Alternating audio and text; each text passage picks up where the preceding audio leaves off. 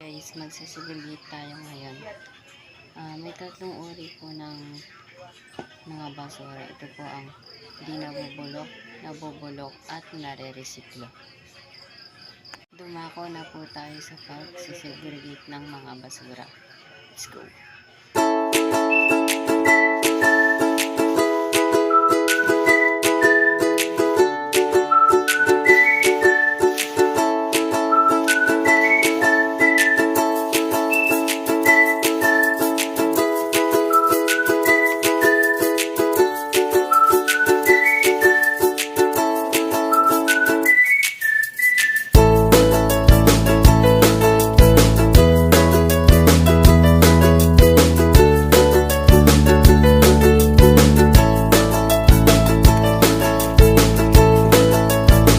Tapos ang ating pagsisegregate.